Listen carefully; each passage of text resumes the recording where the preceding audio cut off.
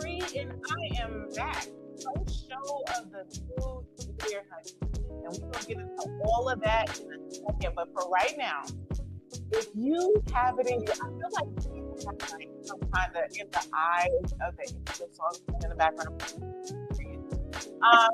If you want to help support and make our shows better, donate now on Venmo at Rainier Avenue Radio or go to RainierAvenueRadio.world and donate. You help keep shows like this going, and keep us live and effect and Daniel here. Okay, not just playing. He didn't tell me to say that. He didn't tell me to say that. Girl, look, my guest coming on is already so popular. She already got the people in the comment section. Okay, Miss Dolores, proud of you, Bianca. And then David said, "Let's go." Okay, hey y'all. So listen, I'm just gonna get it right to it. You guys, I have a special guest here. It is the first show of the new year, and I love when I meet people and it feels like we've known each other for forever. We've only been talking for about 15 minutes and my life has already changed. So I cannot wait to get into this conversation with Bianca. I almost called her Jasmine again, honey, because she's giving me Jasmine Sullivan tea, okay, honey? I looked at her picture that she sent me and I was like, honey, are they related? You guys, welcome on Bianca. Hi. Okay, Bianca, look. I ain't even gonna lie, honey. I didn't say your last name again. How do you say your last name? It's okay. It's Mouton. Mouton. Bianca Mouton. Do you have family? Is your family from New Orleans or something? No, I am from Texas, though. Okay. Yes. Okay. Yes, that makes sense. Welcome on, Bianca. Thank How are you? I'm good. I'm blessed. I'm loving the energy, so I appreciate you. No problem. Thank you for having me on. Look, and thanks, David, for connecting us. I guess you Yes. knew a little something about connecting us. So Bianca is a woman of many hats, and I love it when I have my beautiful women on here that talks about all the things you do. You know what? It's so funny because I was trying to say this to you, but we were just talking about so much outside that I love it when we talk about the multiple different hats that we wear, because I do the same thing and I felt like, am I tripping? Can I do this all? Am I doing too much? And then I meet women like you yourself who do a lot and you do it well and you're successful at it. And so it makes me feel better that yes, you can do that and you're not doing too much and you are not too much. So yes. Thank you for sharing your story. Absolutely. Thank you for being here. Yes. Okay, so Bianca is a project manager. Yes. A project manager. She plays football. Yes. Child, we're gonna get into that, honey. Because you be running. I can barely run and chase after my little kids. But we're gonna get into that. So Bianca, can you just give us a little bit about who you are, what you do, and what does it mean to be a project manager? So, well, a little bit more about myself. Originally from Texas, as we just said. Been in Seattle for 6 years. What part of Texas you come from? I'm from the Fort Worth, Texas, baby. Oh, you know what I'm saying? And I appreciate the community that I've been able to have here in Seattle. Like you said, I wear many hats. So project management is one of the newer hats. I play football. I'm a volunteer, so I do a lot of different community events with different organizations and things like that. And then here recently, David Jackson, Seattle Connected 206, added me to his team of the Rain and Shine Entertainment. So just spread my wings and nice. Yeah. So let's talk about it for a second because we didn't even talk about where you were from. So you're from Fort Worth, Texas. What was that what brought you here, and what was that transition like coming from Texas to Seattle? Because there is a difference. There is a difference. I mean, I've never been to Fort Worth. I've been to Houston, but I've never been to Fort Worth. But I know there's a difference. I mean, Southern hospitality is real. We'll just leave it at that. Yes. It was a huge difference for me, but it was needed. It was needed. I came out here just on some real life exploration type of thing. I had mentioned in a previous podcast that I was engaged and that didn't work out. I was kind of not feeling fulfilled. I have a background in massage therapy, did that full time in Texas, and I just felt like I was going backwards, not forwards. I had a friend reach out. She was like, "Hey, come out here. we can get things figured out and go from there. It wasn't much of a culture shock for me because I did spend some time in California for a couple of years. Yeah. So it wasn't too big of a shock for me. The weather is depressing, but yeah. I didn't realize I can't do I didn't realize how depressing it was. I was in Palm Springs this weekend and the sun just is just different. It's healing, you feel better. You can your think clear, and I was like, golly, my brother's a little. Yeah, you gotta. It definitely it grows on you. You have to. You gotta get used to it. For sure. So the Southern hospitality is hilarious because I was born in Oklahoma. I was raised in Seattle. I came here when I was 8, but it's still in me. Yeah. So when I'm speaking to people, I'm saying hi, and I'm kind of like, oh, you're not from here, are you? Yeah. I said, well, I was raised here, but yeah. So that is hilarious that you mentioned it. So you got here. So for massage therapist, because you are like this strategic boss baby lady phenomenon. How did you go from like, because massaging is just like, just relax you and and then now you're like, okay, let me tell you what you're going to do, how we're going to do this, and how this is going to look good. How did you get into that? Well, I gotta stop you on the massage therapy just being relaxing, okay? Because it's great healing, you know what I'm saying? So it's great for sports and all that stuff like that, but that's another conversation. Well, yeah, because I was about to say, no, that is true, because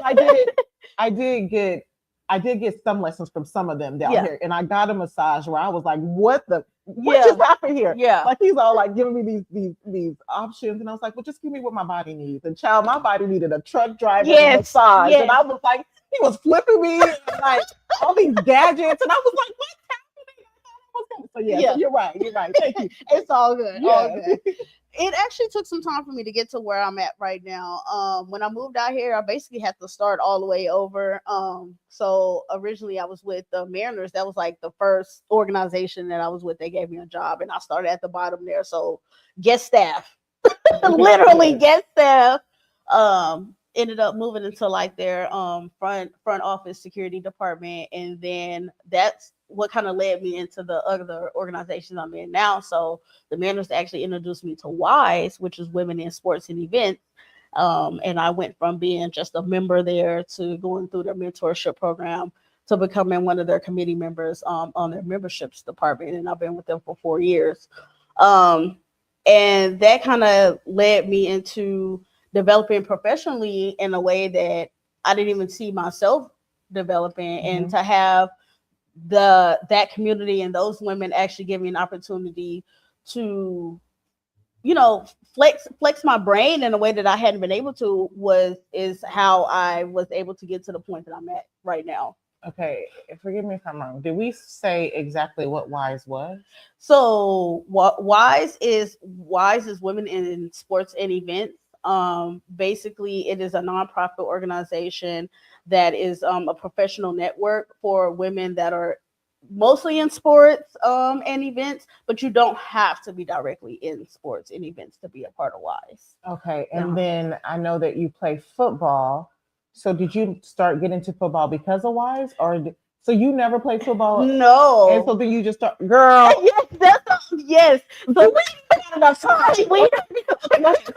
it's okay. So that's actually why a lot of people like my story, is because a lot of the women that play, shout out to everyone in the WNFC, the WFA, everywhere that's doing their thing in football. A lot of them have had the opportunity that they played for. I'm playing with like 24-year-olds. They were like, yeah, I've been playing for 10 years. And I'm like, oh, okay. All right. I found football through WISE. We were actually at an event. It was like a FIFA watch party or something over in Westlake. I'll make it quick. And we both had like a vendor table there. There was other like teams and other people there and stuff. And I looked over and I was like, yo, is that a football team? Like, we got a women's football team. I didn't know that. And so I went over and I didn't know that. Right. Like, nobody knew that. Everybody knew about the Miss.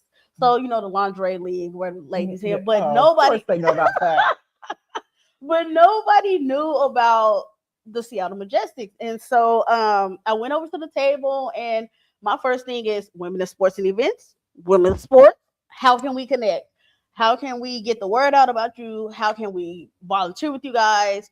Tickets, let's do this. So my original contact with them was just, how can we help you guys and support you guys? And so I'm talking to one of the players, and she was like, you look pretty athletic. Have you ever thought about playing football? And I kind of laughed a little bit because, and this is a legit nickname, my nickname in middle school and high school was linebacker. Because You know what? I can't tell you what my nickname in middle school was. Highly inappropriate for them to even be calling me that. But go ahead. And I still have some homeboys that they crack up now to see me playing now, but I didn't play at that time. My sports was actually basketball. And then I did like cross country to like be in shape for basketball. But fast forward to adulthood, I still worked out. You kind of scroll back on some of my social media, you see I was real big in Herbalife at one point. I did a little bit of amateur boxing. I did a little taekwondo. So I've always stayed active, done some powerlifting. But to compete as a professional athlete, I had not done that. So they were like, yeah, we're doing some open workouts. Just come try it out. Come try it out. So I decided to go to some workouts. I try out, and I'd be damned if I made the team as a walk-on. Wow. Yeah. Well, okay, but how do you, because if somebody told me to come to a workout, I'm like, I mean, not a workout, but join the team. I'm like, no thanks. What you just like, I'm just gonna live. Well, it was YOLO. It was a YOLO moment for sure. But it was more of, I had so many people already behind me, like, oh my God, you'll be great at that. You got this already. Wise, that's them. Anytime any of us are like, yeah, we want to do this, they're like, you got this, go. But it was more of, wait, let's pause there, because there is power. I love that you said that, because this is why it's important for us to be around people who uplift you and make you think you can do anything. Otherwise, she wouldn't even be playing football. Yeah, absolutely. Wow. Yes. I mean, not saying that you wouldn't be, but you know what I'm saying? It gave you more motivation. Absolutely. Because at this point, it's like, dang, I really got people that's already like, yeah, we're going to buy tickets and blah, blah, blah. So it was nice to already have that support system. But I wasn't even expecting to make it. My thing was, let's build a rapport with the team. I'm coming to the workouts, and then I can just, from the inside out, figure out how we can help them. So making the team, it was like, ooh. Oh, shoot. I didn't really do that. I accidentally. So that's exactly what happened. And so, but it's been life-changing. It's given me so many opportunities. I mean, I was 33 and a rookie professional athlete. You know what I'm saying? Yeah. So that was funny to me, but it was also awesome because it's like, man, I'm actually getting to live out something that as a kid I actually wanted to do. Yeah. And now I'm being able to do that. Nice. And to be able to not only already be a women's advocate, especially in sports, but now actually be out there on the field with these women, you know what I'm saying? It's breathtaking. How was that experience? Because I know we talked a little bit about misogyny and you playing football. Like, do you experience that even within your women's sports? Or well, for me, it's not as much because a lot of people know my background, so that I'm not like a show off when it comes to that. But I do have a lot of teammates and other women colleagues that they deal with that all the time. It's like, what do y'all know about football? You don't know nothing about football, you know? And it's like, I probably know more than you do for sure, not realizing that this woman can probably put you on your back in 2.5 seconds. Period. Okay, like, don't get it twisted. They be all cute and dandy on the internet, and next thing you know, they're like, like, no, like, women are beautiful. Yeah. Creatures. Okay, so let's go back to your project management. What exactly would you call it? Because it's project management, but I know that there's different things that we will call it. Like, what is your business? What do you call your business? So I'm still working on an official name, but right now it's so I'm kind of a protector of energies. So I like that. Go ahead. And so I say that because I do make sure that my clients' energies are protected. You know what I'm saying? I have to tell them, set boundaries. Like, I have one particular client, Stephanie. I love her dearly. I'll tell you a little bit more about her. But I had to give her some rules. I say, ma'am, if it's not conducive to your bank account, conducive to your energy, okay, And if it's something that's not conducive to your bandwidth, don't do it. Like, no, like I had to write those rules down for her. That's not verbatim, but that's pretty much what I told her. And she got those rules, and she was like, I hear you in my ear all the time. We was just talking about this, but I make sure that they are aligned properly so that they can put out those creative juices, so that whatever the plan is for them, they can do that. And I'll just take care of the admin stuff, the boring stuff. But I actually like doing that stuff. You know what I'm saying? So I'm more of just I'm over like operations. I'm like their second pair of eyes kind of thing. You know what I'm saying? I'm that person that's over here like. So how did you? What made you be like, this is what I want to do? I wanna manage events and things and people and strategize and help people reach the top. How did you get there? Well, because I was already doing it for free, volunteering. Yeah. Like I was already heavily involved in different events and things like that, and I love it. Don't get me wrong, but I was like, how can I capitalize on this and also get paid? Yeah. You know what I'm saying? And then I saw that there was an avenue and a need for it. Yeah. And so with me being a project manager, I'm learning not a lot of people, and so the bigger picture and break it down. And and then you have this gift that you can see what they can't see. Yes. Wow. Yeah. So, okay. So tell us about some of the cool projects and people that you're working with. Yes, my favorite part. So, the person that gave me the start and really took a chance on me was Stephanie. Her name is Stephanie Ann Ball. She's an opera singer, award-winning sopranos, and she still does opera, but she has a lot of other things that she does as well. So she does a lot of corporate and private events with her sound meditation that she's curated. So she does like sound healing, energy healing, sound meditation with her singing bowls and her voice. I love sound meditation and healing. Music is cathartic. Yes. And so she does that. Right now she actually has a 6-part concert series that's getting ready to actually be right here in Seattle. She's actually Philly based, but does a lot of traveling, does a lot of work out here. So we're prepping for that. It's going to be a 6-part series. It's going to be throughout the year. So be on the lookout for those dates. And then she also has she has YouTube content that she's created. She has an album that she's working on as well. And just a number of other smaller projects that we're working on to, so that she can continue to be the creator that she is. And then my second client, I love him dearly. A lot of people in the community actually know him. His name is Jesse Rhodes Jr. He just last year he released a book called Leadership Unlocked, Unlock Your Ambition.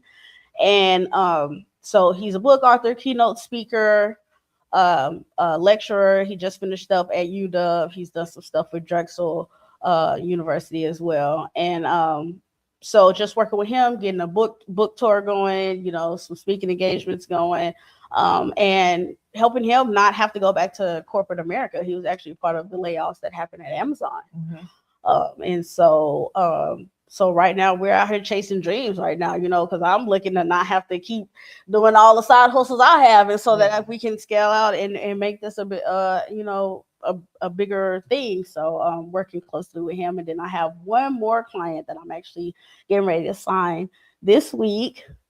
So I'm growing. But look, you started and you got 3 clients, and honey, by the time this year ends, who knows where it's gonna take you? That is amazing. Okay, so you came from Texas and you were just like, I need a change. I need something. This isn't working for me. What advice could you give people who are what the steps or advice for someone who was feeling how you were feeling with their lives? Man, sometimes you gotta dig deep. Sometimes, and you said you started, I didn't mean to cut you off too, because you said you were 33 when you signed to the football team. Mm-hmm. So that means you were in your 30s when you decided, or late 20s when you decided to move to Washington. Mm-hmm. Okay, so and people always think you have to be a certain age or grade. No. So tell us. Okay.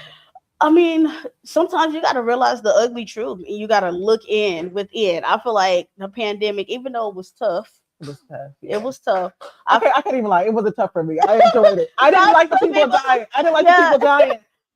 But it was magical. Yeah, I was gonna get to that. Okay. It was tough for some people, but for others, like you said, it was magical. I feel like for me it was magical, and I say that because I feel like I wouldn't have never gotten some of the places that I'm into now if it was not for the pandemic. Yes. But I also had to be doing that inner work. Mm-hmm. That inner work is real. If you're really doing that, if you're really looking within, because I had some skeletons that I had to go ahead and face. Child. That's a whole nother conversation. She'll be back, just so y'all know. Okay? Look, that's a whole nother conversation. But all I can say is do it. It's tough, it's hard, it's uncomfortable. I was by myself the entire pandemic, literally by myself. But I needed that. Mm-hmm.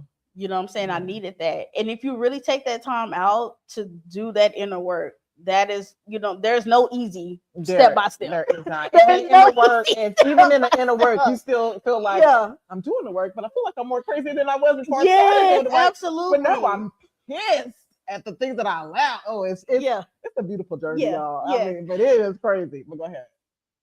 Honestly, I don't want to say I'm just now seeing the fruits of my labor, but I feel like it'd be like that too. Yeah. I feel like now I'm seeing my work finally pay off. Nice. You know what I'm saying? Even with myself personally, like I said, and career-wise, you know what I'm saying? Because I've developed better relationships socially, you know what I'm saying? I have a much better social circle now. I have a much more fruitful professional network now. Again, I'm sitting here being interviewed with you right now, and that wouldn't have never happened if I wouldn't have got knocked on my butt and said, okay, well, I guess let me go ahead and figure this out, because I swear I feel like God was like, when I came up here, and it was like, you can't keep running. Yeah. When you're running from yourself. Me and my cousins have been saying, because years ago we didn't understand all the inner work and all this stuff. So we were watching someone in real time like have a mental breakdown, and they kept saying, why am I running? So now we say that to each other when we're like hitting that stone. Like, why are you running? You cannot you can't run from your problems. You got to deal with. They're just gonna make it harder. So I love that you said that. Yes. Oh my God, it's beautiful. And then what was I gonna say? I sometimes I'll be so listening and I forgot my damn question. But yeah, so I love how you mentioned just do it, because a lot of times, and I spent the week with my cousin, and he showed me this clipping of my grandmother, and that reminds me of what she said. She was 58, just went back to college. She was married at 14, has 16 children. Jesus, my stomach hurts every time I say that. 16. I'm sure you a large family, don't you? A large family. And I got 4 kids, and I'm like, honey, how's she doing? How? And she have 14 boys. I have 2, and it feels like 1,000. Anyways, let me back to the clipping. This ain't a therapy session for me right now. But in her article, she was just like, as long as you make up your mind, the hard parts don't matter. And then she's like, and what's for you is going to be for you. God got you. And that was just a great reminder. And even when you were saying like, it's hard, but do it. Yeah. And then look at all this that happened. Like a little a ripple effect. And then even when you talk about, I'm just now seeing the fruits of my labor, I'm glad that you mentioned that, because sometimes, even me sometimes, like I'd be so hard on myself. I'd be like, I'm doing this, and I don't feel like I'm getting anywhere. But when I sat back and thought about it, I was like, oh no, that may have not worked, but this is working. And now I'm doing other things. And so it may take time when you step out. It's not just like some click of the finger and your life's changed. Yes. But you eventually, if you keep going, because you never gave up. No. You never gave up. Let's talk about what it felt like to want to give up, but didn't give up. Oh man, there's so many times I'd be like, man, I could just go back to doing this, and I know I can get money here, because I was in the fast life, before I became a therapist and everything like that. And even when I was doing my massage therapy, I was still dipping on the side. So being here and being all the way off the fence, oh yeah, let me tell you something. The struggle has been real. You know what I'm saying? And then watching all the corruption around oh my God, it's like, why am I being Absolutely. But there's a point. There's a point. It is. But it's hard. But then when I see how far I've come, when I see the effect that I've had on people, the inspiration that I've given to people. I was just telling you, I was just awarded the Hero of the Deep Award in honor of Z Girls, and that's a program that mentors young women between the ages of 11 and 14. When I see that I've had an impact, a positive impact like that, when I have people reaching out, man, Bianca, we've watched you from just my start here to the growth now. That's what's kept me going. That's what has me not sliding back, backsliding to, oh yeah, I can just go do this real quick, blah blah blah blah. Because so many times it's like when you're looking at that bank account, sometimes, girl, you be like, okay, I'm waiting on this to come through. Yeah. It's tough, but when you remember, you got to keep in mind the future and what you've already accomplished. You know what I'm saying, and remember that what you're really in it for, and it's not that paycheck. Yeah, I mean, it is the paycheck. It's the paycheck, but it's not. But it's not the paycheck. But it's Y'all the know paycheck, but it's not. Yeah. We live in the real world. Amen. Amen. We got bills don't pay themselves. Hello. Amen. Okay. But yeah, because we're coming to a time. Yeah. I love this. How can people find you? How can people work with you if they're interested? So you can reach out on LinkedIn. I do have an active LinkedIn. I do check my direct messages on there. So it's just Bianca Mouton there. Mouton. So you know how to spell that last name. My socials are Nefertari, the Gemini, on Instagram. And then my Facebook, those are actually active, both of them. And they're just my name, Bianca Mouton. And I do check all my messages. It may take me a little bit sometimes, because sometimes it gets into spam. We don't have to teach the class. I'm still trying to catch up on emails from 2025. Okay, look, no, that just happened to me too. But yeah, I do check them and I do reach out. And yeah, you can just reach out on any of those platforms. Yeah. Wow, this was an amazing conversation. That is time. Thank you, Bianca Mouton. Bria, you funny. I definitely would love to have you back and just talk more about all the great things you're doing. You are awesome, an amazing woman. Just one quick word. Let's give somebody a positive thing to lead. One word, a positive word. Why would you do that to me? Sorry. A positive word. Abundance. Ooh, yes. I'm going to say, because I just realized that I am a lover girl, I'm going to say love. I love that. Yes. Love. Abundance and love. Yes. Come on. 2026. I think. All right, guys. I hope you enjoyed this show. Please go follow Bianca. And then also she's on my, let's see, she's on my Instagram. Yes. If you guys want to just hit that button, but otherwise, there we go. Daniel put it up on the screen here, screenshot it, because we are almost out of here. But keep up with all the fabulous things she's doing, because honey, 2026 is about to be off the hook for her. Okay. Yes, thank you. You're welcome. All right. Bye.